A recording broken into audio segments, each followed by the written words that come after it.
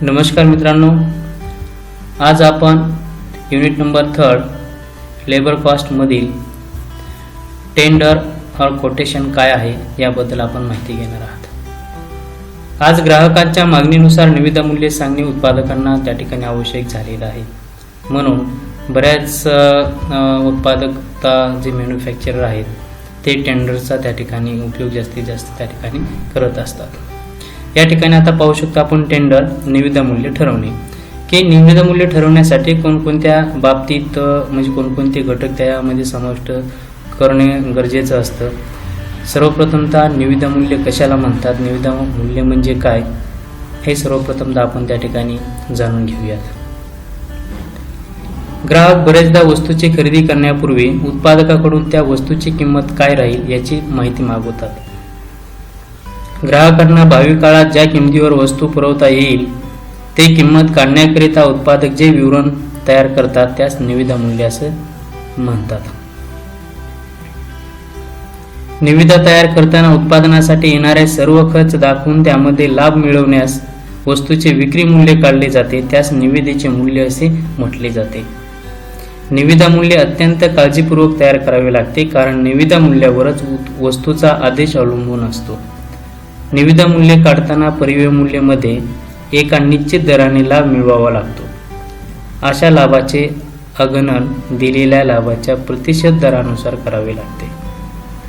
लाभाचा प्रतिशत दर परिव्यय मूल्यावर किंवा विक्री मूल्यावर या दोघांपैकी एक दिलेला असतो।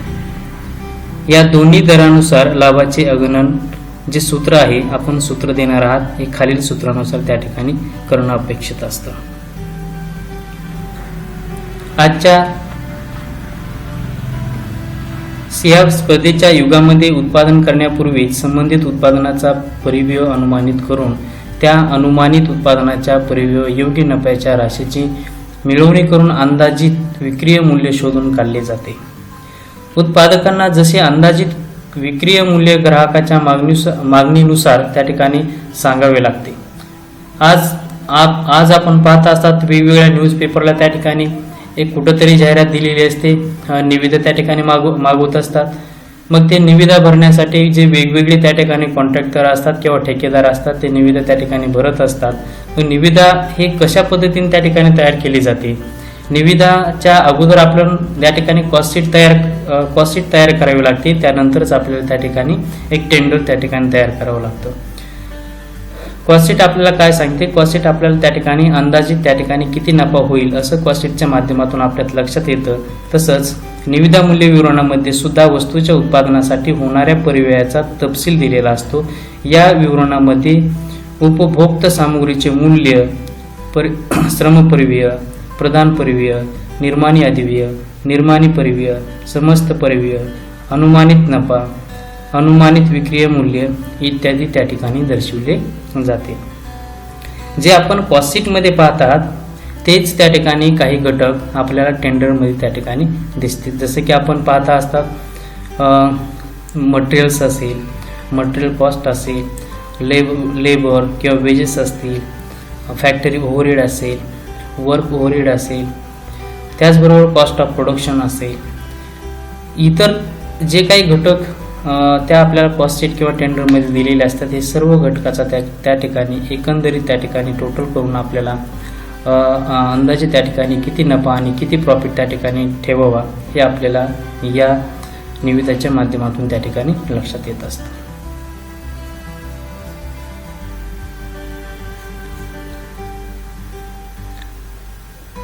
Formula Calculation of profit when the profit percentage based on cost।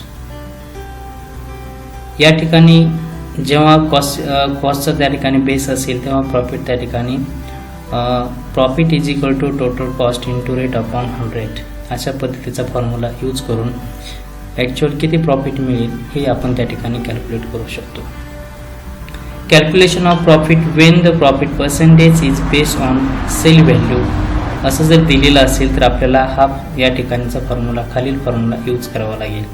Profit बरोबर total cost into rate upon 100 minus rate अशा पद्धतीने जर आपण त्या ठिकाणी फॉर्म्युला जर यूज करून जर त्या ठिकाणी टेंडरची प्रॉफिट त्या ठिकाणी आपण काढू शकतो.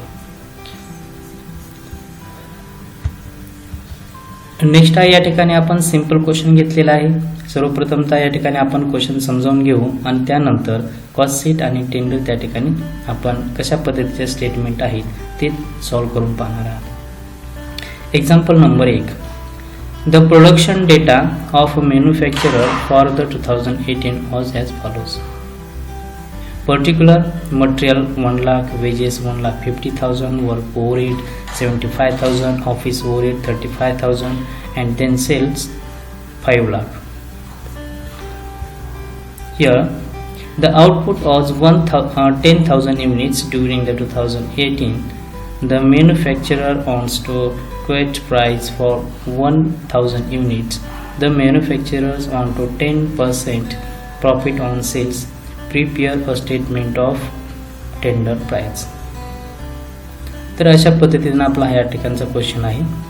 तर या क्वेश्चनमध्ये मटेरियलचे या ठिकाणी व्हॅल्यू दिलेलं आहे, वेजेस दिलेलं आहे, वर्क ओव्हरहेड दिलेलं आहे, ऑफिस ओव्हरहेड दिलेलं आहे. तर या ठिकाणी 10,000 युनिट त्या ठिकाणी टोटल जे अमाऊंट आहे सर्व प्रोडक्शनचे आउटपुट या ठिकाणी 10,000 युनिटचं त्या ठिकाणी आहे.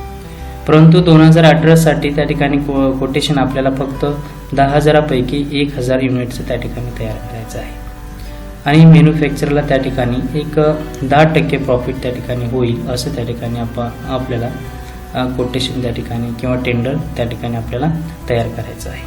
तर अशा पद्धतीने क्वेश्चन आहे. मग सर्वप्रथम तर आपण हा क्वेश्चन घेऊन सर्वप्रथम त्या ठिकाणी आपण कॉस्ट शीट तयार करून घेऊयात. आता या ठिकाणी कॉस्ट शीटमध्ये क्वेश्चनमध्ये जर आपण या ठिकाणी पाहिलं, सर्वप्रथम तर मटेरियल आहे, देन वेजेस आहे, देन वर्क ओव्हरहेड आहे, देन ऑफिस ओव्हरहेड आहे आणि देन सेल्स आहे. पाठीमागच्या व्हिडिओमध्ये आपण कॉस्ट शीट शिकलेला आहात. कॉस्ट शीट कशा पद्धतीनं तयार करायचं स्टेप बाय स्टेप आपण त्या ठिकाणी एक चांगले छोटे छोटे एक्झाम्पल घेऊन ते चांगल्या एक्झामपर्यंत आपण कॉस्ट शीट त्या ठिकाणी तयार केलेलं आहे. आशा आहे की सर्वांना कॉस्ट शीट त्या ठिकाणी माहीत असायला पाहिजे. ज्या विद्यार्थ्यांना कॉस्ट शीट माहीत नसेल तर त्यांना कॉस्ट अकाउंटिंगचे जे काही दुसरा युनिट आहे त्या युनिटचे त्या ठिकाणी व्हिडिओज आपण गुगल क्लासरूममध्ये जाऊन त्या ठिकाणी पाहू शकता. सर्वप्रथम त्या ठिकाणी मटेरियल आहे.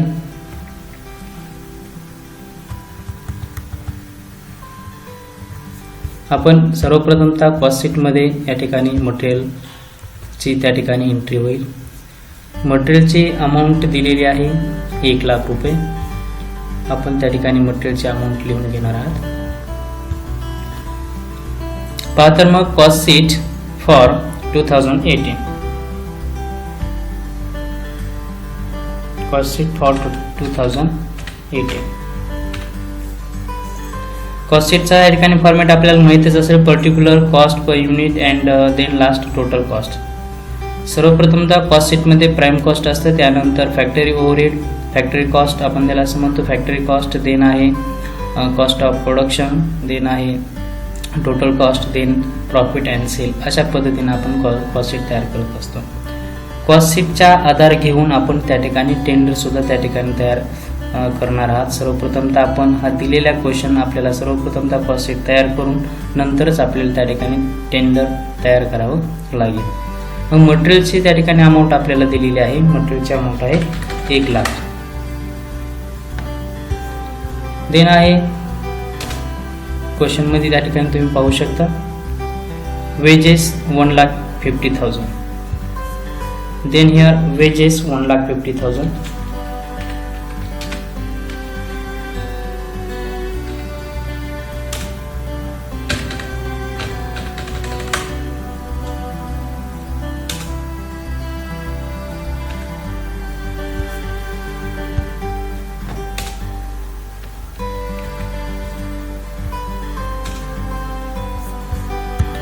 थर्ड नंबरला क्वेश्चन मध्ये आहे वर्क ओव्हरहेड.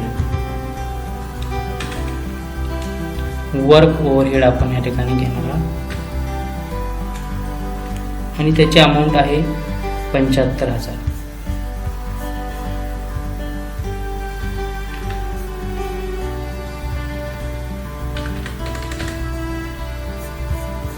नेक्स्ट आहे ऑफिस ओव्हरहेड ची अमाऊंट आहे 35,000.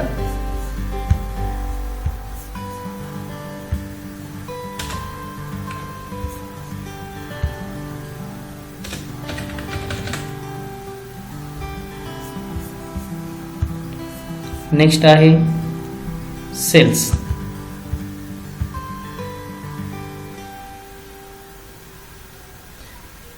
सेल्स आपण हा सर्वात शेवटी त्या ठिकाणी घ्यावा लागेल. सर्वप्रथम आपण या ठिकाणी याची टोटल करून घेऊयात.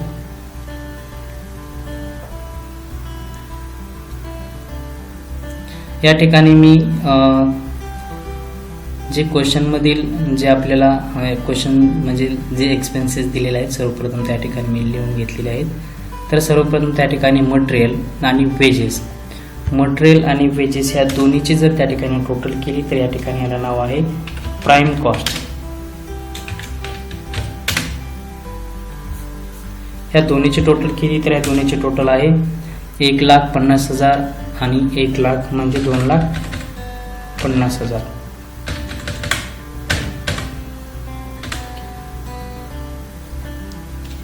$2,50,000 ही आपली प्राइम कॉस्ट आहे. त्याला मी रेड कलर देईल.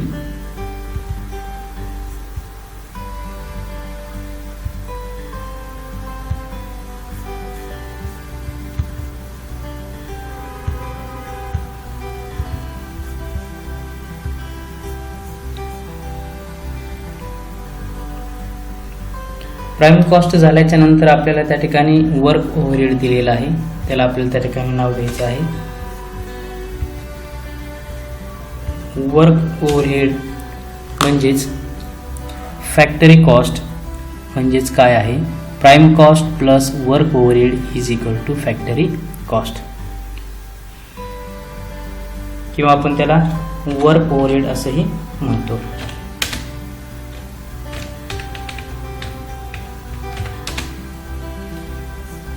तर 2,50,000 आणि 75,000 जर आपण या ठिकाणी टोटल केली तर येईल 3,25,000.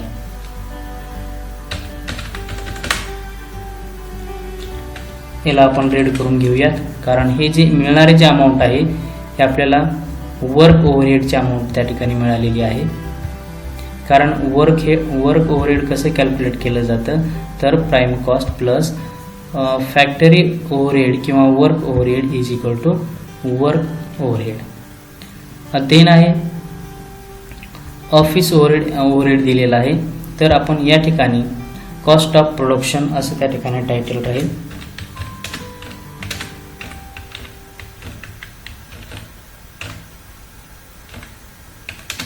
कॉस्ट ऑफ प्रोडक्शन त्याला आपण या ठिकाणी रेड कलर देऊया म्हणजे आपल्या लक्षात येईल. 3,35,000, 3,25,000 आणि 35,000. तर या ठिकाणी टोटल राहील त्याची 3,60,000.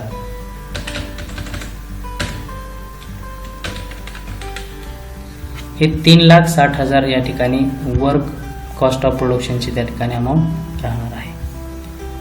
आता आपल्याला क्वेश्चन आपण या ठिकाणी चेक करूयात. क्वेश्चनमध्ये आपल्याला या ठिकाणी एक 4च आयटम दिलेले आहेत म्हणजे एक्सपेन्सेस दिलेले आहेत. हे 4 एक्सपेन्सेस घेऊन आपल्याला कॉस्ट शीट तयार करायचं आहे. देन आपल्याला सेल 5 लाखाचा दिलेला आहे. ते सेल आपण त्या ठिकाणी घेणार आहात.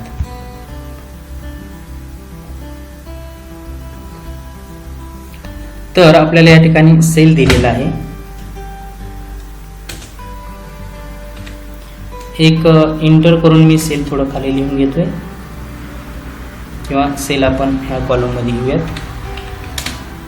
सेलची अमाऊंट दिलेली आहे 5 लाख. तर या ठिकाणी तुम्ही पाहू शकता प्राइम कॉस्ट 2,50,000 आहे, वर्क ओव्हरहेड 3,25,000 आहे आणि कॉस्ट ऑफ प्रोडक्शन 3,60,000 आहे. म्हणजे वस्तू तयार करण्यासाठीचा प्राथमिक जो खर्च आहे 2,50,000 आहे. त्याच्यावर त्या ठिकाणी वर्क इन प्रोग्रेस म्हणजे तो मटेरियल फॅक्टरीमध्ये घेऊन आपण त्याच्यावर प्रक्रिया केली, तो त्या ठिकाणी प्रक्रिया करण्यासाठीचा जो खर्च आहे 75,000 आलेला आहे. आणि त्याचबरोबर फॅक्टरीमध्ये काम चालू असताना देखील ऑफिसचं देखील या ठिकाणी काम चालू असतं, म्हणून ऑफिससाठी सुद्धा येणारा खर्च 35,000 दिलेला आहे. या सर्वांची जर आपण या ठिकाणी टोटल केली तर 3,60,000 आतापर्यंतचा त्या ठिकाणी खर्च त्या ठिकाणी होत आहे. तर आपल्याला या क्वेश्चनमध्ये सेल्स त्या ठिकाणी दिलेला आहे 5 लाख. तर 5 लाख मायनस जर आपण टोटल कॉस्ट म्हणजे कॉस्ट ऑफ प्रोडक्शन जर त्या ठिकाणी मायनस केलं तर ह्या ठिकाणी जो मिळणारी जी अमाऊंट असते ते मिळणारे अमाऊंट आपला त्या ठिकाणी काय राहणार आहे, प्रॉफिट राहणार आहे. कारण साहजिकच आपल्या लक्षात येत आहे टोटल कॉस्ट किती आहे 3,60,000. सेल्स आपला कितीचा झालेला आहे 5 लाखाचा सेल्स झालेला आहे. तर 5 लाख मायनस 3,60,000, तर या ठिकाणी रिमेनिंग अमाऊंट आहे 1,40,000. याला आपण नाव देऊयात प्रॉफिट.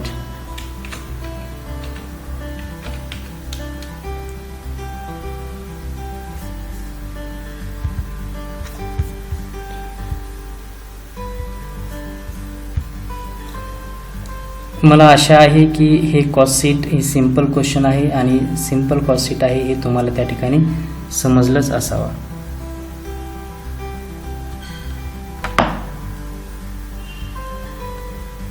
पुन्हा एकदा तुम्ही पाहू शकता कॉस्ट शीट कशा पद्धतीने तयार झालेला आहे.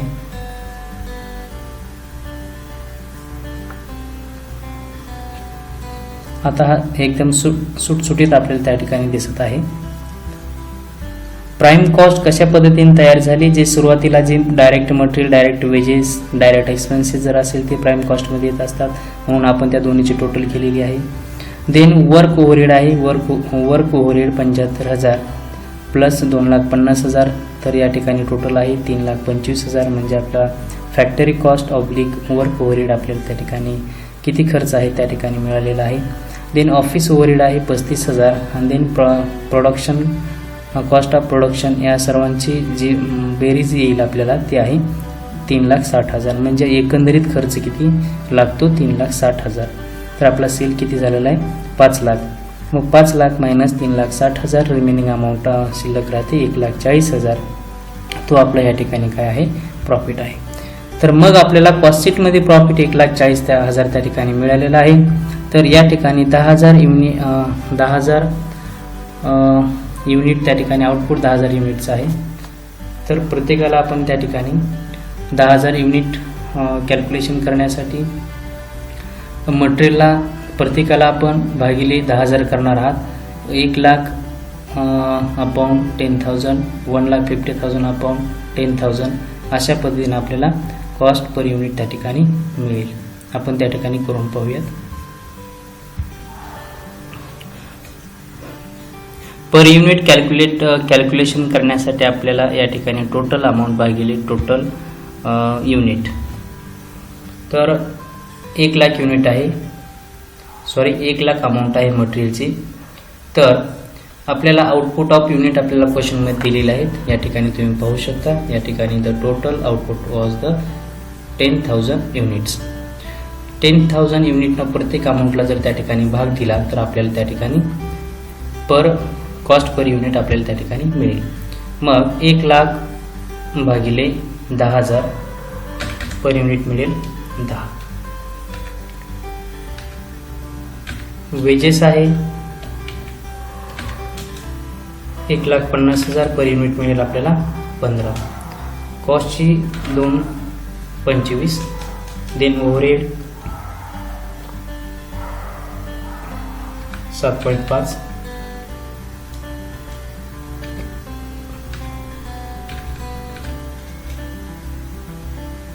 देन वर्क ओव्हरहेडच्या अमाऊंट राहणार आहे त्या ठिकाणी 3.32.5.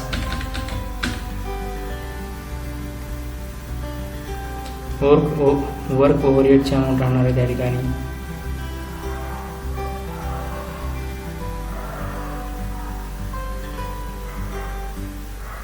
3.5.